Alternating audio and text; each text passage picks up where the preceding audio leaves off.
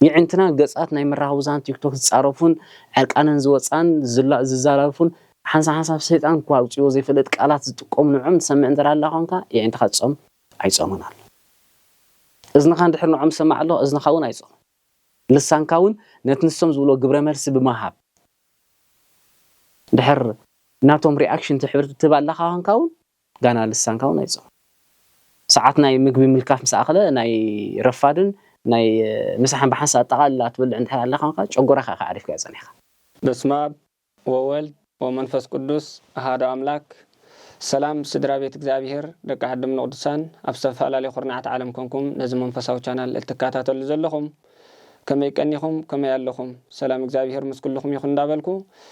እንቋዕ በሰላም ናብዚ ዓቢ ጾም በሰላም ኣብጽሐና ናብጽሐኩምን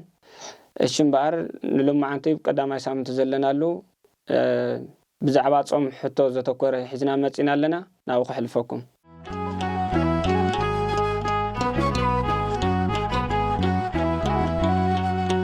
እሺ ክቡር አቦናን መምህርናን ቀሲስ ሰውልደ ቋብ ሰላም መጻኹም ጓዳን ጸናኹም ነዚ ጻውዒት ዜ አኽቢርኩም በመጻኹም بسم እግዚአብሔር ከነመስግነኩም ንፈቱ ክብራበለ ቋብ ሰላምና ብዛዕቢ ጾም ካብ ጻሐና አሜን ፍጻሜ ያለ እሺ ኣብዘለና ቀዳማይ ሳምንት ኣብ ጾም 4 ኮይና ኣብዛ ቀዳማይ ሳምንት ቤተክርስቲያንና ጾም ንጉስ ኢላ ሰይማተላ ማለት እዩ ኣብ ገለገለ ሕቶ ግን እንታይ ድብል መጽኒ ኣብ ሶሻል ሚዲያ ውን ዝተከታተልኮ እዚ ጾም ዚሲ ኣብ ዘመን ኃይለ ስላሴ ዝተጾመ ወይ ግን ኃይለ ስላሴ ኢልካ ዝተጾመ እዩ ድብል ሕቶ መጽኒ ማለት እዩ ስለዚ ቤተክርስቲያንና ነዚ እንታይ ትብሎ ብርግጽ ካብ ዘመን ኃይለ ስላሴ ዲ ተጀሚሩ ንዘበን ኃይለ ስላሴልና ንጾም ደለናስ ከመይ እዩ ቤተክርስቲያንና ነዚ ሕቶ ዚ ከመይ ትقبሎ وانت عينت مبره اللواس كختبره لنا اللي بسم اب وولد ومنفس قدوس احد املاك جلاتي ابراهي منفس قدوس مستير طوب يبرحلنا امين اذا زلنا يو ناي اصوم كابتم نشوعات اواج اصوم بيتكريستياننا بخبري بقداماي درجه نسرعو ابي صوميو እግዚአብሔር አምላክና በሰላም አጅምየርናሎ በሰላም አፈጽሙ ወደትና ይወሳና ብርሃናይ ትንሳኤ በሰላም ብጥዕና ይብጽሐና አሜን ሰናይ ነገሪ ቤተክርስቲያንና ስለዞም አጽዋማት እዚአቶም እቲ ንደቃ እትምህሮ እትሕልፎ ናይ ሓደ ውልቀ ሰብ ድርሰታዊ ዘይኮነ መጽሐፍ ቅዱሳዊ ትእዛዝ እግዚአብሔራዊ ምዃንያ ትምህረናን ንምህሮን ማለት እዩ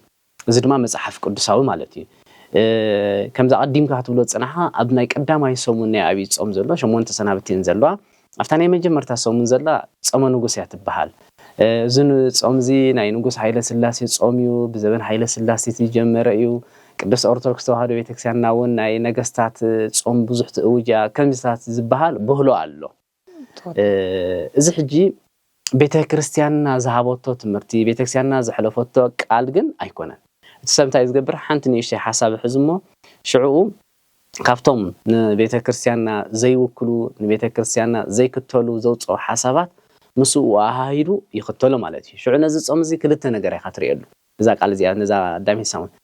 እቶም ተቃውምቲ ናይ ዛ ቤተ ክርስቲያንና ተጻረርቲ አጽራር ቤተ ክርስቲያንና ዝባሃሉ ነትሰብ አባ አይምሩ ካል ስእሊ ምስዓል ምስ ቤተ ክርስቲያን ዘሎ ቅርበት ንምፍልላይ ቤተ ክርስቲያን ናይ ውልቀሰብ ናይ ነገስታት ናይ ከምዚአቶምያ ናይ እግዚአብሔር አይኮነትን ንምባል ካል ጥጆ ሐሳባቶም ዝሰርحو ስራሕ ኣብ መንፈስን አይምሮን ናይ ሚመናና ካል መልእክት መሕላፊ እቲ ውሽጥ ቤተክርስቲያንና ዘሎ ኸኣ ጾም ዘይፈቱ ጾም ዘሰልችዎ ጾም ዘይደል ተዳደሊኻ ምኽኒት ነቲ ከምዚ አዳም ክጋገ ምኽኒት ይቅሪቡ መንገድ ኃጢአት ኩሉ ግዜ ምኽኒት እዩ ንጾም ንኻለት ነገራትን ክስዕር ከሎ ሚመን ካንታ ይዝገብር ምኽኒት ይደሊ አይ ናይ ንጉስ ያና ኻን ንጉስ አይጸውምኒ ይዝብልካ ይምጽ ማለት እዩ እዚ በሐፈሽ በጣቃለላ ማለት እዩ ዛዕባ ንጉስ ጾም ናይ ዝበሃል በሐፈሽ ግን እዚ ቀዳማይ ሰሙና ግን ጾም ንጉስ ዝበሃል ግን ትምህርት ቤተክርስቲያንና ግን እንታይ ይዝብል ግን ነዚ መስል ማለት እዩ كم زفلت شمونت سنابتي انزلوا ابزي ناي ابي ጾም ማለት እዩ شمونت سنابتن እና ተንስያመ ኳን ተለወን ተመጀመርታን ሪዘልና ሕጂ ቅድም ቀዳድም ካብ ጾመ ንጉስ ብዘወረደ ተዋሂሊ ቤተክርስቲያንና ሲያመ ደቃ ተመሮ ካብ ሰማያት ከም ዘወረደ መድሃኒ ዓለም ያትመሮ ብዛዕባ ንጉስ ብዛዕባ ግብረ ንጉስ ብዛዕባ ስራሕ ንጉስ ብዛዕባ ዕዮ ንጉስ ዘይኮነ ትምሮሉ ዝሰሙን እዚ እቲ ዋና ነገር ትምህርትና ብዛዕባ ካብ ሰማይ ዝወረደ ናይ ነገስታት ንጉስ ዝኾነ መድሃኒ ዓለም ኢየሱስ ክርስቶስ ሱልያት ሰብ ስለተ ናይ መድሃኒ ዓለም ኢየሱስ ክርስቶስ ስብከት ገዲፍካ ስለ ካልእ ምስባኽ ማለት ግን ነታ አብይ ጾም ክብሩን ምጉዳል እዩ ተሰብኮም ዝገብሮ ብርግጽ ግን ጾመ ንጉስ ዝብል ሲያመውን አሎ ጾም ህርቃል ዝበሃል ንጉስ ዩቲ ናይዚ ንጉስ ህርቃል ዝበሃል ብ614 ዓመተ ምህረት ዝነበረ እዩ ናይ ፋርስ ንጉስ ዝነበረ እዩ እዚ ድማ እንታይ እዩ ብ614 ናብ ኢየሩሳሌም ከይዱ ክዘርፍ ወይ ድማ ነትናይ ጎይታናን አምላኽና መድኃኒናን ኢየሱስ ክርስቶስ መስቀል ዝነበሮ ቅድስት ኢለነ ንግስት بخبري عم مسكال أب بيت كريستيان سريحة بفولي بخبري زغمت التمسكال نعو نخور سراوي تختيتي نبي يرساليماتي لك يرساليم ساعته دما نتخبرنا يقولانان أملاحنا مدحينا يسوع كريستوس مسكال مس وصدق حزم مسبلة كقصلو سب كود قل متجمرة عفت ساعات زنبورو دياقونات أسكيمو نتو زنبر بزحات مصحفت النبرات زريفو زنبورو سبات قتيلو ناب فارس ويدما نايلومي إيران زبحال زلو ناو وسيدو مالتي أودما نعسر 4 عام زاكلكات مسكال أول نبر نيرو أتي مسكال جن كبر مسكال فقر مسكال لعلنا مسكال نت مسكال زلوا كبر نمخجلاس قناي كونن زين يعني شريح زبهنا فارس نقص وسيدوا سألا مسكالي نتناي مسكال قويتنا نعمله مدحنا كريستوس فتاوي أفكاري زي كونس سألاي نت مسكال وسيدون أبها قرم سأتوا أفتحت عزقت ما يقبيروا كافتم حزوم زخدة دياقوناتن كالوت ميمنانن ون لسكيمون كسافت عدم سأتوا أفتحت عزقت ما ينت مسكال مسكورا نتم دياقونات نتم ماريخوم زخدون نخلون سيف وامي نجلا خا أسيروا كافتم تأسر حنتو قال نسيت خا نيرا مالتي دحر 14 عامات مالتيوم نقص هركال نيلومي زعبانا كوين زلو نقص أبز نور ناي بازنتاي ناي روم زنبر مالتي تهزب نتاي خلو الجميرو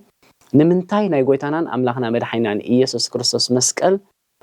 تزريفو ويدما توسيدن كل الصغيركا سلاز مسكال نامصنا السوز نقص زنا تزبنتاي زبلو مسكال قويتا ممصا يكالنن قليلني بحيل እግዚአብሔር ነገር ግና ነት መስቀል ከምጽን ተዳ ኮይነ ናብ ቃልሲ ኩናት ይኻአቱ ሰብካ አቀጥለ ስለዚህ ኣብ ቀዳማይ ክፍለ ዘመን ዝነበሩ ቅዱሳን ሐዋርያትና ድማ ሓደ ትእዛዝ ሕሊፎም ነይሮም ሓደ ሰብ እንተዳ ሰብ ቀቲሉ ዕድሜ ሙሉ ይጾም ይምዝብል ስለዚህ ዕድሜ ሙሉ ከመይ ገይረ خلዚ ብዙሓት ሰባት ይቀትል ሽዕተ ዝምንታይ ኢሎም ሞዳሓን ንስኻን መስቀል ጎይታና ንምጻእ ኪድ ንሕና ኸኣ ኩላና ዝህዝቢ ንዕድሜኻ ሙሉ ዝኸውን ጾምኩን ጾመልካ ብዝብል ሓሳብ አንቂዶም ነዚ ነገር ዝምስ ነገርዎ ንስኻ ሰራዊት ኣኽቲቱ ናብ ፋርስ ከይዱ ኣብ ፋርስ ምስ ከደ ኸኣ ልክዕ ነቶም ሰራዊት ምስ ተሸነፈ ምስ ሰዓረ እታ ምርኽቲ ዝነበረት ጓል ምስ ሓበረቶ ድማ ነቲ መስቀል ካብቲ ዓዘቕቲ ማይ ኣውፅኡ ተሰኪሞም ጥራሕ እግሮም ሆየ እንሆለና በሉ ድማ ንልዕሊ 900 ኪሎ ሜትር بأجرام تسكيمه من مسكال طرح أجرام نابله بربطه مليسمه. سلزي نايقويتانان أملاخنا مرحينان إيسوس كريستوس كبر مسكال كافتيز نورو مركو. نايقويتانا أملاخنا مرحينان إيسوس كريستوس مسكال كنبلن كنا أقدمو حزب أيهود أب مريت كبيرام وحفن لسلسة 100 عام أبرسيو 5 قوع غيرهم بيل لأن نقص دمات مسكال ترخيبو كبر مسكال نخبرينا. نقص هركال دما نت مسكال أو عزقت ماي تحابيو مدما بزي آمنت دما توسيدو زنبرخا كاب تيز نبورو بوتا ناب كبر بوتا سلازم هلسخا كبر هباتو نينا يا خبرتو بوزلا نت مسكال أما نقص نبلو زلنا جن إتي نقص إنه ناي قويتانا نملخنا نمرحينا يسوع كريستوس مسكال كوتس 14 عامت أبتحت مجزات الزنبرة ويدما بتحت بارنت ناي زي آمنت زنبرة بخبرو زوج صلوا سلازخون بشديشان 28 كأ ناب كبروت المتسي مالتي كابل ساعات زيد ما بيت كريستيان عامت مس نعو مذكرتها بمقبرت حزبيون زقبلو صوم تعوجو نينا يكن تصنكن نتو نغس غن ايكونن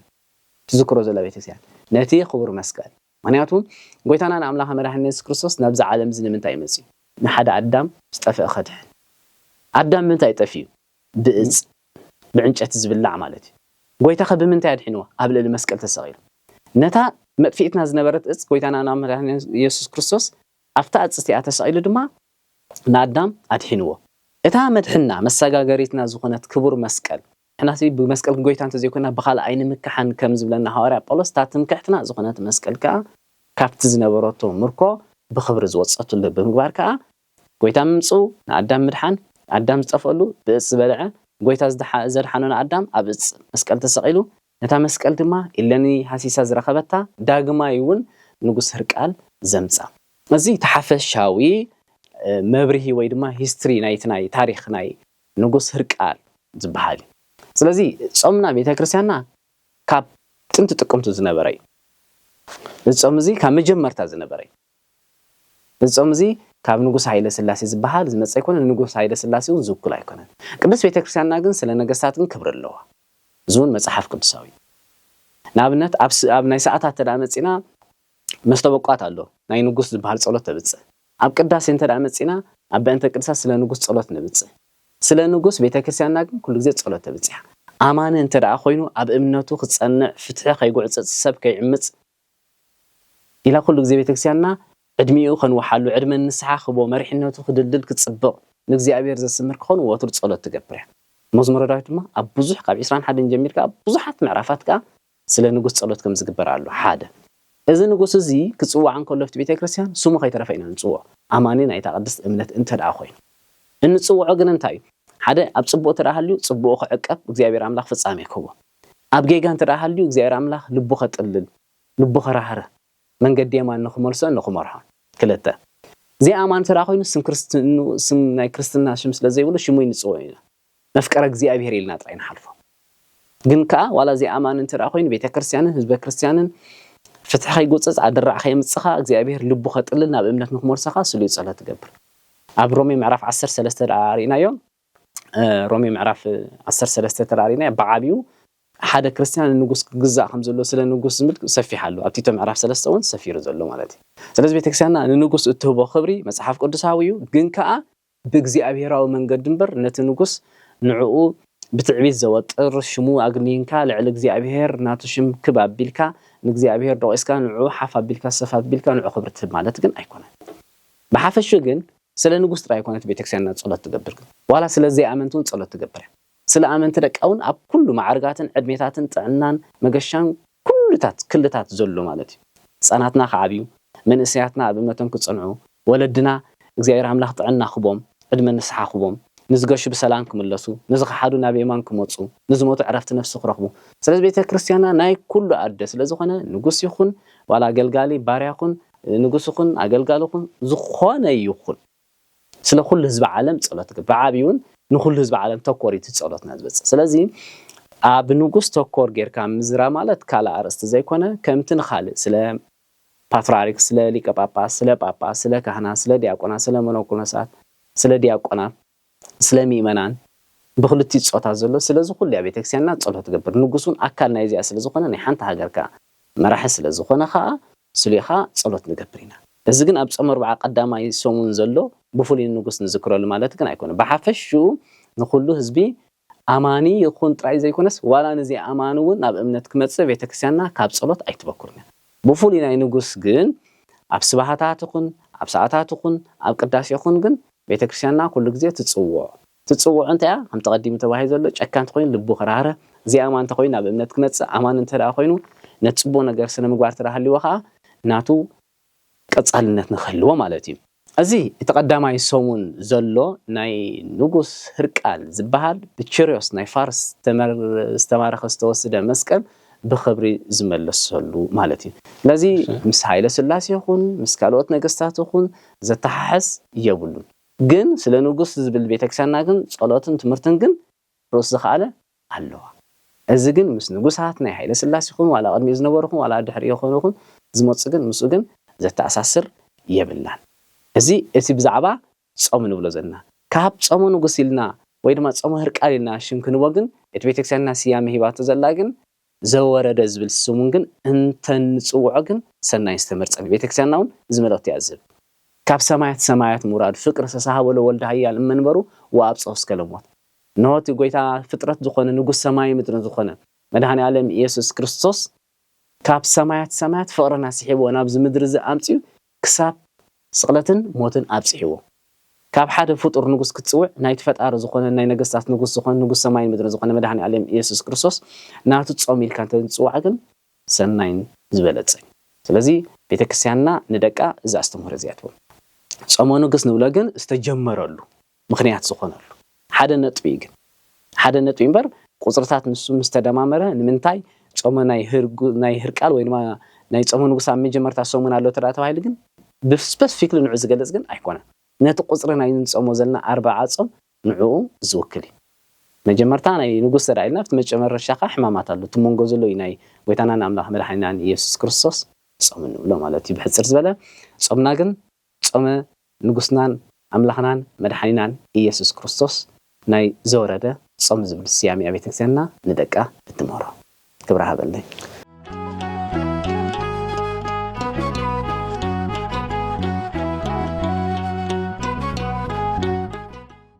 كبر أبونان ممرنا كسيس ولا قال هي وتسمعلنا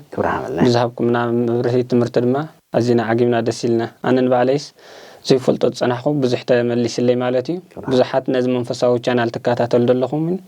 بز استوها بمبرهي عجبكم بتكونوا تسفى نقبر الشيبونا حنت بأخلقو قصلا بلغ حتى زدلقو حتى لاتني نحن سكم عم أنت أرثوذكس توها بمتن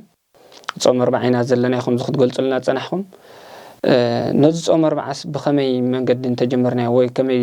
ጌርና እንተኣተናዮ ይሐይሽ ነዚ ኣኻ ቁርባ ብርኽ ተብሉና ደልየ ነራ ሰናይ ነገር እዩ ሰናይ ሕቶ እዩ ኣብይ ጾም ከምቲ ሽሙ ኣብይ እዩ ናይቲ ዓብ ዝኾነ ጎይታ ኩሉ ፍጥረት ዝኾነ ሰማያዊ መድሕና ኣፍቃሪና መራጺና ዝኾነ መድኃኒ ዓለም ኢየሱስ ክርስቶስ ናቱ ጾም እዩ ስለዚ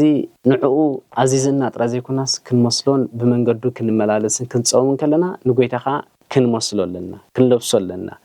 ክንእዘዘለና ንሱ ዝብለናኻ ክንገብረለና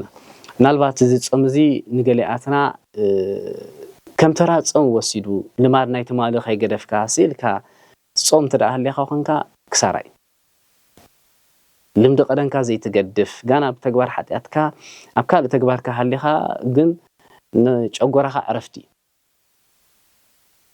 ከም ዝተመጣጠነ ምግቢ ክትበልዕ ካብቶም ናይ ስጋን ውፅኢት ስጋ ናብ ሕምልቲ ኢኻ ትኸይድ ዘለኻ እምበር ፍረውል ብምሕረት ኣምላኽ ስለ ዝርአየና ነቲ ክፉእ መንፈስ ንኽንስዕር ንጋደል ምህላውና ሓደ ነገር ክህልዎ ኽእል ዋና ነገር ጾም ዝኽንጾም ከለና ከም ኣመንቲ ቅዱስ ኦርቶዶክስ ተዋህዶ ቤተክርስቲያንና ግን ንምንታይ ዕላማ ኢና ጾም ዘለና ክንፈልጦ ኣለና ጎይታ ዓለም ኢየሱስ ክርስቶስ እኳ ክጾም ከሎ እኳ ብዕላማ ይጽይምዎ ነተን ሰለስተ ኣርሳት ኣው ዝበሃላ ትዕቢት ስስዕቲ ኣፍቅሮ ንዋይ ዝበሃላ ንዐን ክስዕራ ትዕቢት ስስዕቲ ኣፍቅሮ ንዋይ ዘን ሰለስቲአን ምንጭ ናይ ሓጢኣት ኮይነን ዘን ሰለስቲአን ንኣዳም ዘውደቃ ነተን ንኣዳም ዘውደቃ መድኃኒ ዓለም ኢየሱስ ክርስቶስ ከዓ ኣብ ገዳመ ቀረንጦስ ብምኻድካ ስዒርወን ጎይታ ኣብ ቅድሚ ሓፋሽ ጉሁድ ዝኾነ ትእምርትን ተኣምራትን ክገብር ክጅምር ከሎ ቅድም ብጾም 40 ጾምዎ ኣብ ቅድሚ ሓፋሽ ኦፊሻል ዝኾነ ማለት እዩ ስለዚ ንሕና ንጾሞ ዘለና ከዓ ንክርስቶስ ምምሳልን ብመንገዱ ምምልላስን ዝኣዘና ምኽባርን ተረኣ ኮይኑ ክርስቶስ ኣርስታ ሃጣው ቅስዕር ንኣዳም ከድሕን ትምህርትን ተኣምራትን ገብር መልእኽቲ ክሕልፍ ካብ ጾመ ኣነ ንስኻን እንታይ ንምንታይ ዕላማ ኢና ንጾም ዕላማ ክህልወና ኣሎ ዕላማ ዘይብሉ ጾም ተረኣ ኮይኑ እንተቀዲመ ዝበልኩ ጨጎራኻ ምዕራፊ ነቲ ምግቢ ተመጣጠነ ምብላዕ ዝበሃል ንዑ ንምኽባር ዳ እምበር ምጻም ኣይኮነ ጾምካ ፍረ ክህልዎ ተረኣ ኮይኑ ዕንቆታዊ ኣስተንትኖ እንታይ ይደሊ ንምንታይ ዕላማ ጾም ኣሎ ክጾመይስ እግዚኣብሔር ቅበሎ ዶ እግዚኣብሔር ባህ ዝብሎ ጾም ከመይ ልምዲ ቀደንካ ኣብ ቲክቶክ ወፂኻ ትስዕስዕን ትደርፍን ትጻረፍን ተረኣ ኮንካ ልምዲ ቀደንካ ዘይትገድፍ ፍቆዶ ደርፍታትን ካልእን ትውልዕን ትሰምዕን እንተረኣ ኮንካ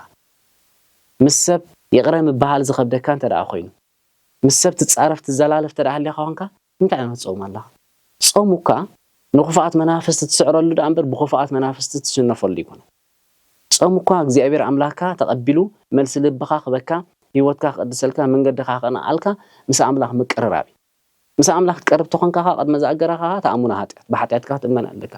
ሓጢኣት ድማ ጥሕሰት ሕጊ እግዚአብሔር ኣምላኽ ከም መንገዱን ከም ቃሉን ዘይምኻድ ውፅኢትናቱ ድማ ጸጋኻ ምቕንጣጥ እቶም ኣብ ገላትያ 5 ሰፊሮም ዘሎ ሰፋሕቲ ግብረ ስጋ እንድሕር እዚኦም ዳ ፈጸንካ ትጾም ኣለኻ ኮንካሲ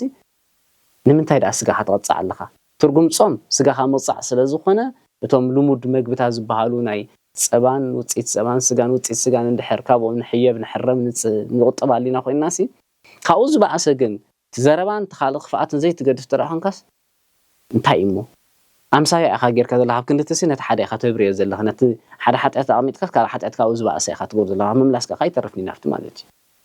ስለዚ ኣብዚ ዓብይ ፆም ዝቀድመ ዝኣገረ ክንገብሮ ዝግባአና ምስ ገዛእ ርእስኻ ምዕላል ምስ ገዛእ ርእስኻ ክትዕልል ኣለካ ኣነ መን መን ኣምፂኒ ንምንታይ መፅኤልካ ትዕልል ኣለካ ፍጡር ምዃንካ ፈጣሪ ከም ዘለካ ንኽብሩ ከም ተፈጠርካ ሽዑ ትመልስ ንኽብሩ ተፈጠርካ ተረኣኻንካ እንታይ ክትገብር ኣለካ ንዑ ከተመስግን ብመንገዲ ክትመላለስ ስለዚ እዛ ልሳን እዛ ልቢ ዘን ህዋሳት ንእግዚአብሔር የመስግናሉ ኢልካ ሽዑ ምስ ነፍስኻ ትዕልል ይዕንትና ገጻት ናይ መራኸብዛን ቲክቶክ ዝፃረፉን ዕርቃነን ዝወፃን ዝዛረፉን ሓንሳብ ሰይጣን እኳ ውፅዮ ዘይፍለጥ ቃላት ዝጥቀሙ ንዑም ትሰምዕ እንተራ ኣላ ኮንካ ይዕንትኻ ትፆም ኣይፆምን ኣሎ እዝንኻ እንድሕር ንዖም ሰማዕ ኣሎ እዝንኻ እውን ኣይፆም ልሳንካ እውን ነቲ ንሶም ዝብሎ ግብረ መልሲ ብምሃብ ድሕር ናቶም ሪኣክሽን ትሕብርቲ ትህብ ኣለኻ ኮንካ እውን ጋና ልሳንካ እውን ኣይፆም ኣብ ልብና ክሰፍር ዝግብኦ እግዚኣብሔር እንተደኣ ኮይኑ እግዚኣብሔር ኣብ ልብና እንተደኣ ሃልዩ ድምፂ ክንሰምዕ ቃሉ ክንደግም ይዕንትና ድማ ናብኡ ክነተኩር ዝግባአና ኣእጋርና እውን ናብ ቤቱ ክንግስግስ እዩ ዘለና መንፈስና ክቐደስ እዩ ዘለዎ ካብዚ ወፃኢ ግን ከም ተቐዲሙ ተባሂሉ ዘሎ ምዕቡላት ተግባር ሓጢኣት መሳርሒ ዓለምና ሎም ኣሳናዲኣቶም ዘላ ንዖም ተጠቂምካ ከምቲ ዓለም ትደልዮ ዘላ እንድሕር ትኸይድ ኣለኻ ኮንካ ስኻን እግዚኣብሔር ኣይመሰልካየን ኣይለበስካየን ኣይሰማዓኻየን ኣይትመላለሰን ኣለኻ ማለት እዩ ለዚ ፆምና ፍረ ክህልዎ ቅድሚ እግዚኣብሔር ኣምላኽ ዋጋ ክብሪ ክህልዎ ዓስቢ ክንረክብ ለውጢ ዘለዎ ክኸውን ካብ እግዚኣብሔር በረኸት ክንሓፍስ ተደኣ ኮይና ጽቡቕ ክሳብ ሰዓት 2 3 4 ትፀውም እንተደኣ ኮንካስ ሞሳ ክህልወካ ኣሎ ሞሳ ዓስቢ ክህልወካ ኣሎ ዓስቢ ክትቋናፀፍ ዓስቢ ክትቅበል ተደኣ ኮንካ ቀለልቲ ነገራት ኢኻ ትሰዕረ ዘለካ ትዝዓበየ እኳ ንስጋኻስ ፆም ልማድ እዩ ቶም ቀንጠመንጥና ኣሽቲ ነገራትካ ቀለልቲ እዮም ብፆም ክሰዓሩ ዝኽእሉ እዮም ስለዚ ብዝተኻእለና ሓደ ክንፀውም ከለና ትርጉም ፆም ፈሊጥና ተገዲድና ኣይንፆም ብፍቕሪ ክንፀውም ኣለና ገሊኡ ፆም 10 ሰዓት እንዳጠመተ ቀሪባ ዶታ ሰዓት ፍቕሪ ፆም ከምኡ ይኮነ ፍቕሪ ኣምላኽ ክህልወካ ኣሎ ፍቕሪ ሰዓት ኣይኮነን ፍቕሪ ናይ ፆም ትረአ ፍቕሪ ፆም ክህልወካ ኣሎ ፍቕሪ ፆም ተራሃሊካ ፍቕሪ ኣምላኽ ተራሃሊካ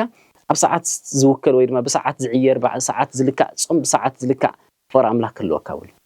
ምክንያቱ እቲ ትፆሙን እቲ ትፈትዎን ኣምላኽ ብሰዓት ዝልካዕ ኣይኮነን ልዕሊ እዩ ስጋ ለበስ ስለ ዝኾንካ ግን እቲ ተዋሂቡ ዘሎ ሰዓታት ናይ ምግቢ ትበልዓሉ ግን ክትበልዕ ትኽእል ካልኣይ ሎሚ መራኸቢ ብዙሃን ዘይጥቀም ሰብ የለን እንተዘይተጠቂሙ ይሓምም እዩ መድሃኒት ኮይኑ ስለ ዘሎ ጽቡቕ መድሃኒት ምዃኑ ሰናይ ነገር እዩ መድሃኒት ግን ኣብኡ ቤተክርስትያንና እውን ብሉፃት መድሃኒት ሰዲዳ ኣላ ስብከታት ኣለዉ መዛሙር ኣለዉ መልእኽቲ ቤተክርስትያን ኣሎ ንዖም ዘይንሰምዑ ዕርቃነን ወፅን ንዝሙት መንፈሳዊ ውሽጥኻ ሓዲረን ናብ ዝሙት አንቀሳቒሰን ናብ ዝሙት ዝመርሓኻ ክፉእ ቃል ኣውፅኦም ናይ ዋዛን ፈዛዛን እንታይ ዝብላ መዝሙር ምዕራፍ 1 መጀመርታ ዘሎ መዝሙር ዳዊት ምስቶም መንበረ መላገፅቲ ዘይቀውም ንሱ ቡፅ እዩ ዝብሎ ምስተላገፅቲ ምስኦም ትላገፅ ዋላ እውን ክትዛረብ ዘይከኣልካ ነትላግፆም ትሰምዕ እንትደኣለኻ ግን እቲ መንፈስና ውሽጥኻ ሓዲሩ ፆምና ፍረ ክህልዎ ፆምና ክብሪ ክህልዎ ፆምና ሞሳ ክህልዎ ፆምና ንክብሪ ኣምላኽ ተረኣ ኮይኑ ግን መንገዲ ኣምላኽ ክንሕዝ ኣለና ምስ ማንም ሰብ ባእሲ ክህልወና ብሉ ሓንሳ ሰባት ከመይ ኢለ ንኹስተ ከይዳ ኣነ ቀረኹ ብሎ ክንብል ካብቲ ንሕና ሰብ ዝብድለና ንሕና ንኣምላኽ ዝበደልና የይዛይ ሰብ በዲልካ ቅረ ምባል እንድሕር ከብደና ኣሎ ኮይኑ ሰብ በዲልናስ ይቅረም ንኽእሉ ብሎ ንሕና ከብደና እንተረኣ ሃልዩ እቲ ሰብ ንዓና በዲልና ዘሎ ምስቲ ንሕና ንእግዚኣብሔር ዝበደልና እንተ ዝመዛዘን እቲ ናትና ዝበኣሰን ዝኸፍእ እቲ ናይ ሰብ ተራ ነገር በደል ስለዚ ጾርካ ከተራግፍ ኣለካ ሓደ ሰብ ኣብ ባእሲ ኣብ ቂም እንተደኣ ሃልዩ ኮይኑ ልዋም ለይቲ ይብሉን ጥዕኑ ዝተጎደ እዩ መንፈሱ ዝተባላሸወ እዩ ኣእምሮ ከዓ ብሰቂለ ህልና ብጥብዓት ናብ እግዚአብሔር ጸሎት ከዕርጋ ይክእል ዋላ ጸሎት ገብር እንከሎ ይመላለሱ ተሓሳባት እቲ ስለምንታይ ጸሎት ከተበጽሕ እንተደኣ ኮንካ ንጽህና ገዳስ ስለዝኾነ ምስ ማንም ሰብ ባእሲ ክህልወና ብሉ ከም ልምዲ ንሕና ንጎንጎ ንቆርስ ኢና ሓቀይ እቲ ትቆርሶ ቁርሲ እንታይ ቃቆሖ ድዩ ካልእ ዝተፈላለዩ ንዕኡ ብገንዘብ ለዊጥና ሓንቲ ቃቆሖ ክንደያ ትግዛእ ኣብ ዘለና ሃገርና ሃሉ نتن ناينقاق حودين أبنت يزبط له ناي بان ديو ناي نوتيلا ديو ناي مالمالات ديو ناي زخون زلك زقبا نزن والعن تراهينا ناتن جنزب أو سينا بيننا أقميتنا أبكرس تقعاتن طمياتن كم تبصح نقبرنا إتا نقولهم قرصاز قبعنا نحنا أب مصاب ويد ما فرج عميتنا أنت رحلنا تصوم ترى يكون زي أبكر من أملاك كبر قلون شعو ساعتنا يمقبي ملكاف مساخله ناي رفادن ناي مسحن بحنسا أتقال لا تبل عند حال الله خانقا شعقورا خاخا عارف كذا زنيخا قلنا أملاك كبر هنركب تراخينا جن إتا ناي نقول تصومنا مقبي عمن تاك تخيل الله أبنا داحل እግዚአብሔር ኣብ ከርሲ ጥምያትን ጥቋዓትን ኮይኑ ይዝልምነካ ነቶም ዝጠመዩን ዝተሸገሩን ብዝደገፍነካ ረብቲ ነፍስ እንተጸግበት ተኣኩተካ እታ ዝጠመየት ነፍስ ምስ በልዐት ተመስገን ኢላ ንእግዚአብሔር ከተመስግን ኣነ እታ ናይ ንጎ ቁርሰይና ሓደ ነዳያን ብመሃበይ ምስ በልዐት ተመስገን ክብል እንከሎ ኣነ ነታ ነፍስቲ ኮይነ ኢላ ምክንያት ድሕነትን ምክንያት ንምስጋና እግዚአብሔር ከም ትለዓልን ገይረ ያለኹ ብመንገድት እግዚአብሔር ዝሃበኒ ውህብቶ ገይረ ጽድቅ ዓዲገሎ كم زولنا أمصب كان أفريج كان تراي تقومت أثر أخونك أخالي يكون قلت سالساي مسحف كتنبب عليك تخصكس بلكار إسخاج رور بلكا قرص تسمعك زخون يخون نعوق تسعرك مسحف قدس كتنبب عليك نمت على ما ده تصوم زلها نجزي أبيهر زازوزون من قد نجزي أبيهر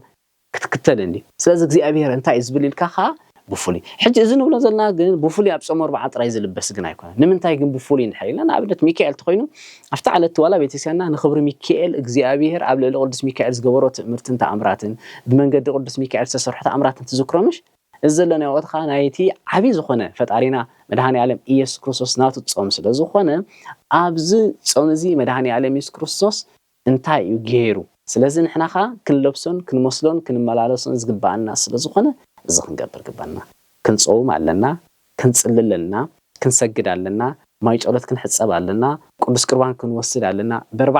معالت زعير قربان يكوننا نوسد تجمر بيتكسينا 4 الى حزاتو سب اب سوم ولا خوسد خير بزنا وحاجن 4 نصون رؤس خاله تمرت له اب قربان زي وصح من اسياتنا كنت خغبر له واتر كل غزي بنصحه تحصو له بنصحه خمن له ابي سبدي لاملاك قربلله ناي صلوت يوتكن كلونا له شعو نايتم استشغور سباتكا كنفصمالنا ابتوشت ناي صمر وعنت دارينا يسي بز سيامتات الله زورده قدس مكراب دبر زيت غبريهر نيقديموس وسانا زبحاللو ازم كلبلم صنحنا اويم زلو ازم كلهم سنه مغارات اولو شديش قالات وانجيل حرفصينكا افتا دبر زيت مدهاني عالم يسوع كريستوس ملكت ناي مسعات انتا يمسفلهم او بروكان لابي يزبلهم بروخات ينعو عالم قمفترا زدلخلكم منغسته يورس بلهم تايم زون قبر زين كفصم صح طيب طمي حميمه عريقه تعسيره زبوله مالتي انت انا دغف علينا افت وشتي صم تاي نغبرنا تزاز እግዚአብሔር نفصم علينا نتن سياميتا توهيبن زلواخا بغبرخا نختلنا لنا موسى عسبخا كافت وهابو كله مانم سبك من طلنا زيكلكا خاب እግዚአብሔርካ ክብርን موسى نرك ስለዚህ ዛአቢ ጾም እዚ بفقري بالسنيت باس وغيدلنا مسمانم አካል ምዝኾነ باس ዘይብሉ ፍጡር የለ እንታ ሀገበር ግን አሎ እስኻ መስብ እንድሕር ትባእስ ኣለኻ ኾንካ ምስ ኣምላኽ ከም ተባእስካ ክትርዶለካ ብዛዕቱ እተሰብ ፍጡር ናይ ኣምላኽ እግዚአብሔርካ ፍቅር እምበር ጽልእ ስለዚ ይፈል ስለዚ ዓቢ ጾምና ፍረኸልዎ በረኸት ከልዎ ለውጥ ከልዎ ቅድስና ከልዎ ዕግበት ከልዎ ነዚ ኩሉ ክንገብር ቅድመ ዝኣገረ ግን ምስ ገዛእ ርእስና ጽሙ ኢልና ምዕላል ከድልየና ጽሙ ኣቢልካ ምስ ገዛእ ርእስኻ እዚ ኩሉ ዝበልና ክትገብሮ ተኾንካ ምስ ነፍስኻ ምዕላል ሰብ ምስ ነፍሳ ኣየልን እዩ ዘሎ ምስ ገዛእ ርእሱ ኣነ ምስ ገዛእ ርእሰይ እንድሕር ዕሊለ ካበይን ናበይን دايبه كابين نابين وريده نابي خيدالو نابي درجه خبصحه ناب كبري كمي غير ملس كمي غير خبري يعقبو نابزل على درجه خمي يبصح تلترخنكا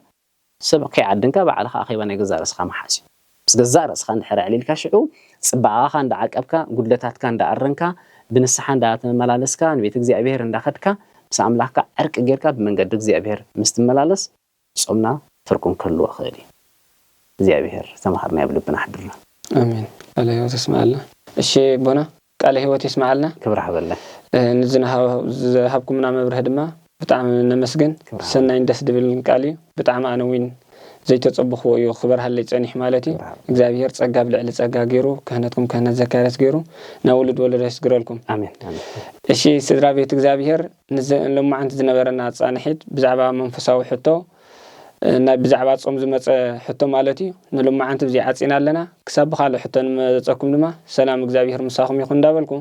ዝኾነ ሕቶ ወይ ርእይቶ ዘለኩም ድማ ኣብ ቦታ ኮመንት ብምቕማጥ ክትውከስና ትኽእሉ ኢኹም ንዝነበረና ግዜን ሰዓትን እግዚአብሔር አምላክና ባሪኹን ቀዲስን ስለ ዝሃበና ክብርን ምስጋና ንዕኹኖ ስብሐት ለእግዚአብሔር ልዑል ወለወላዲቱ ድንግል ወለመስቀሉ ክቡር አሜን። ኔስታሊ ኦርቶዶክስ ተዋህዶ ዩቲዩብ ቻነል ኔስታሊ ኦርቶዶክስ ተዋህዶ ዩቲዩብ ቻነል ጎን ጎንቲ ትምህርቲ ስልጠና ኮርስ ያሬዳዊ መዝሙር በኩሉ ቋንቋታት ስነ ጽሑፋት ዛንታ ቅዱሳን መንፈሳዊ ልብወለድ መንፈሳዊ ፊልም መልሲ ንሕቶታትኩም ፖድካስት ካልእን እትልቦ አገልግሎት ተወሳኺ ምናይ ቅድስት ኦርቶዶክስ ተዋህዶ ቤተክርስቲያንና ስርዓት ቅቡላት ዝኾኑ ዝተፈላለዩ መንፈሳዊ ንብረት ንገዛና ንቅድስት ቤተክርስቲያን ንህያባት ንሞባ ንኻልእን ዘገልግሉ ህያባት